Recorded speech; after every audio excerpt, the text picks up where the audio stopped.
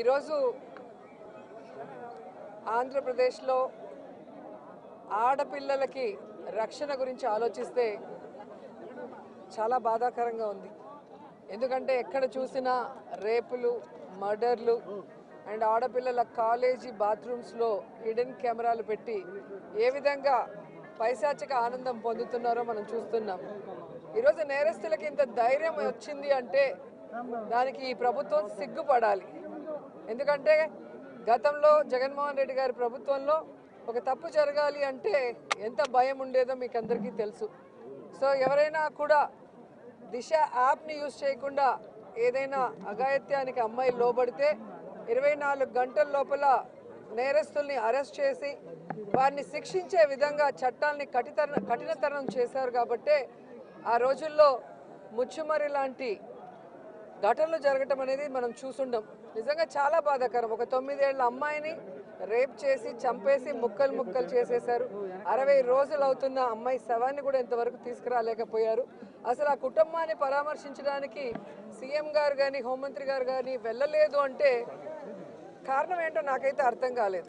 ఎందుకంటే మదనపల్లిలో ఫైల్స్ దగ్ధమయ్యాయి అనగానే డీజీపీ గారిని స్పెషల్ ఫ్లైట్లో పంపించిన వాళ్ళు ఎందుకు ముచ్చుమరికి స్పెషల్ ఫ్లైట్లో డీజీపీ గారిని కానీ లేదా సంబంధిత మంత్రి గారిని ఎందుకు పంపించలేదు నాకు అర్థం కాలేదు. అలాగే నిన్న పేపర్లో చూశాను, గుడ్లవల్లేరు కాలేజీలో బాత్రూమ్స్లో హిడెన్ కెమెరాలు పెట్టారని పిల్లలు వచ్చి ఆడపిల్లలు చెప్తే అసలు అక్కడ ఏం జరగలేదని ఎస్పీ గారు చెప్పడం చాలా దురదృష్టకరం. ఈరోజు 300 మంది పిల్లలు ఈరోజు న్యాయం కావాలంటూ ధర్నా చేస్తుంటే ఇప్పుడు విచారణ చేస్తామని దిగిరావటం అనేది మేమంతా కూడా గమనించాల్సిన విషయం. అలాగే ఈ ప్రభుత్వం వచ్చిన తర్వాత మీరు చూస్తే ర్యాగింగ్ భూతం ఎలా ఎక్కువైందో మనం కళ్ళారా చూస్తున్నాం. నారాయణ కాలేజీలో మెడికల్ విద్యార్థినిని ర్యాగింగ్ చేసి చంపేశారు. అలాగే కలికిరిలో జేఎన్టీయూలో విద్యార్థి ర్యాగింగ్ చేయడం వల్ల ఎలా ఆత్మహత్య చేసుకుందో గమనించాం. అంటే గత 5 సంవత్సరాలు లేని ర్యాగింగ్ భూతం మళ్ళీ ఈ ప్రభుత్వం వచ్చాక ఎలా పిల్లల ప్రాణాలు తీస్తుందో మనం గమనించాల్సిన విషయం. నేను ఈ ప్రభుత్వానికి ఒకటే చెప్పగలను, రెడ్ బుక్ రాజ్యాంగం మీద పెట్టిన దృష్టి ఇంట్రెస్ట్ పక్కన పెట్టి ఆడపిల్లకి రక్షణ కల్పించడంలో గౌరవాన్ని కల్పించడంలో మీరు ముందుండాలని కూడా వాళ్ళని కోరుకుంటున్నాను.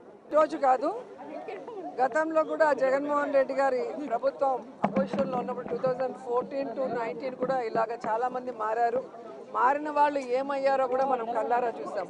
సో ప్రజల చేత ఒక పార్టీ సిద్ధాంతాలు నచ్చి ఎన్నుకోబడిన ప్రజల పార్టీ సిద్ధాంతాలు నచ్చి ఎన్నుకోబడిన వాళ్ళు, పార్టీ నియమించిన వాళ్ళు ఈరోజు వెళ్ళిపోతుంటే వాళ్ళు ఆలోచించుకోవాలి వాళ్ళు చేస్తుంది కరెక్టా తప్ప అనేది. సో దీనివల్ల జగనన్నకో వైఎస్ఆర్సీపీ పార్టీకో ఎటువంటి నష్టం ఉండదు. ఎందుకంటే ఎప్పుడూ కూడా పార్టీకి ద్రోహం చేసి వెళ్ళిన వాళ్ళని ఎవరూ కూడా గౌరవించరు, క్షమించరు.